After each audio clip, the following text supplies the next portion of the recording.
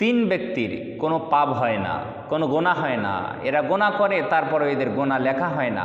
ফেরেশতাগণ এদের গোনা লেখে না, এদের পাপ লেখে না। এদের উপর থেকে কলমগুলো, আমলনামার কলমগুলো উঠাই নেওয়া হয়েছে। জোরে বলেন আল্লাহু আকবার। এরকম তিন ব্যক্তি কারা, তাদের পরিচয় সম্পর্কে আজকে আমরা জানবো ইনশাআল্লাহ। যে তিন ব্যক্তি পাপ করে, জেনা করলেও তাদের জেনার গোনা লেখা হয় না, চুরি করলেও তাদের চুরির গোনা লেখা হয় না, নামাজ না পড়লেও তাদের কোনো গোনা লেখা হয় না, তারা যে কোনো পাপ করুক না কেন তাদের কোনো গোনা লেখা হয় না, তাদের উপর থেকে ফেরেশতাগণ কলম উঠাই নিয়েছেন। এই তিন ব্যক্তি কারা, যাদের কোনো গোনা লেখা হয় না? আজকে আমরা বিশ্বনবী সাল্লাল্লাহু আলাইহি ওয়াসাল্লামের হাদিস থেকে এই তিন ব্যক্তির পরিচয় জানবো ইনশাআল্লাহ।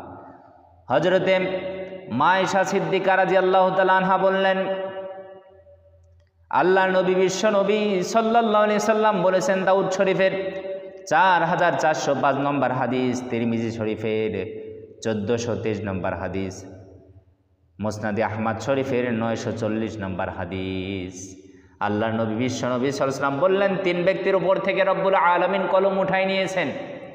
এই তিন ব্যক্তি পাপ করলেও তাদের পাপ লেখা হয় না, তাদের কোনো গুনাহ লেখা হয় না, তাদের উপর থেকে আমলনামার কলমগুলো উঠাই নেওয়া হয়েছে। আল্লাহু আকবার। প্রথম নম্বর হলো ঘুমান্ত ব্যক্তি। এই ঘুমান্ত ব্যক্তি যদি কোনো পাপ করে, যদি কোনো গোনা করে, তারপরে তার কোনো পাপ লেখা হয় না, গোনা লেখা হয় না, তার উপর থেকে তার আমলনামার কলমটা উঠাই নেওয়া হয়েছে।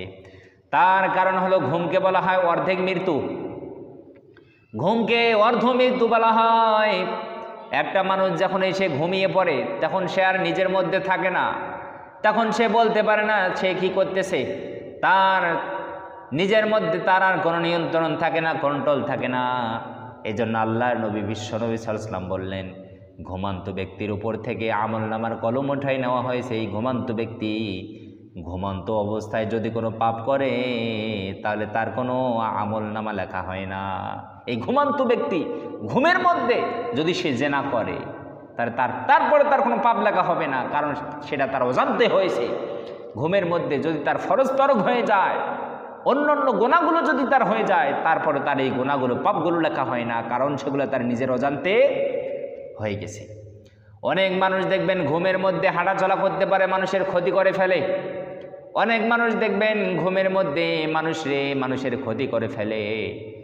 এই ঘুমের মধ্যে যদি কোনো মানুষ পাপ করে, কোনো গোনা করে, কোনো অশ্লীল কাজ করে, তারপরে তার কোনো পাপ লেখা হয় না, তার কোনো কিন্তু গোনা লেখা হয় না। দ্বিতীয় নম্বরে নাবালেগ ব্যক্তি। যতক্ষণ পর্যন্ত সে নাবালেগ হয়, এই নাবালক যতক্ষণ পর্যন্ত সে নাবালক হয়, এই নাবালক মানুষটা, এই নাবালক শিশুটা, ছেলে হোক মেয়ে হোক, যদি সে কোনো নাবালেগ অবস্থায় কোনো পাপ করে, তাহলে তার কোনো পাপ লেখা হয় না। বালেগ না হওয়া পর্যন্ত মানুষের আমলনামা শুরু হয় না। এই কারণে নাবালক ছেলে হোক মেয়ে হোক, এরা যদি কোনো পাপ কাজ করে, চুরি করলেও এদের কোনো গোনা হয় না, নামাজ না পড়লেও এদের কোনো গোনা হয় না, মানুষকে খারাপ ভাষায় গালি দিলেও এদের কোনো পাপ হয় না, মানুষের ক্ষতি করলেও এদের কোনো পাপ হয় না, চুরি করলেও এদের কিন্তু কোনো পাপ হয় না।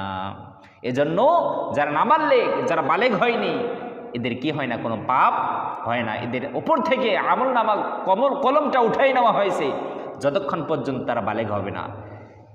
তাহলে দ্বিতীয় নম্বরে নাবালেগ, এরা যদি কোনো পাপ করে, এদের কোনো গোনা হয় না। কিন্তু আমাদের সমাজের অনেক মা বাবা রয়েছে, তাদের নাবালক ছেলে মেয়েরা যদি কোনো ভুল ত্রুটি করে থাকে, এই মা বাবারা তাদেরকে মারামারি করা শুরু করে দেয়, গালিগালাজ করা শুরু করে দেয়। হ্যাঁ, আপনি শাসন করতে পারেন, তবে তারা তো সেটা না বুঝে করেছে। নাবালক ছেলে মেয়েরা কিছু বোঝে না, তাদের উপর থেকে আল্লাহ তাআলা যেখানে আমলনামার কলমটা উঠাই নিয়েছে, সেখানে ও মা ও বাবা, কেন আপনারা তাদেরকে ধমক দেন, তাদেরকে আপনারা কঠোরভাবে তাদেরকে শাসন করেন? তাদের গায়ে হাত দিবেন না, তাদের কোমল হৃদয়ের মধ্যে দাগ ফেলিয়ে দিবেন না, তাদেরকে আপনি বুঝাবেন, নরম ভাষায় তাদের সাথে কথা বলবেন, তাহলে তাদের আচরণগুলোরই সুন্দর করে দিবেন কে? তিন নম্বরে পাগল ব্যক্তি। এই পাগল যদি কোনো পাপ করে, পাগল যদি কোনো গোনা করে, পাগলের কোনো গোনা হয় না, পাপ হয় না। পাগল ব্যক্তির উপর থেকে আমার আল্লাহ তাআলা আমলনামার কলমটা উঠাই নিয়েছে। এর কারণ হলো, যে পাগল, তার মস্তিষ্ক ঠিক নাই, তার মাথার স্ক্রু কিন্তু ঢিলা হয়ে গেছে। পাগল মানুষের মাথা ঠিক থাকে না, সে কি করতেছে বলতে পারে না, কি খাচ্ছে বলতে পারে না, কোথায় ঘুমাচ্ছে বলতে পারে না, কোথায় আছে সে বলতে পারে না। দেখা যায় রাস্তার ধারে শুয়ে আছে, রেল লাইনে শুয়ে আছে, মানুষের দোকানের নিচে শুয়ে আছে, কোথায় শুয়ে আছে কিছু বলতে পারে না, কোথায় খাচ্ছে, কি কুড়াচ্ছে, কি হাতে নিচ্ছে সে কিন্তু বলতে পারে না। এই কারণে পাগল ব্যক্তি যদি সে কোনো পাপ করে তাহলে কি হয় না, তার কোনো গুনাহ লেখা হয় না। এই তিন ব্যক্তির উপর থেকে আল্লাহ তাআলা আমল নামার কলমগুলিকে উঠাই নিয়েছেন ফেরেশতারা, এদের কোনো গুনাহ লেখে না, এদের কোনো পাপ লেখে না। রব্বুল আলামিন আমাদের সবাইকে প্রত্যেকটা কথা বোঝার তৌফিক যেন দান করে, সকলে বলি আল্লাহুম্মা আমিন।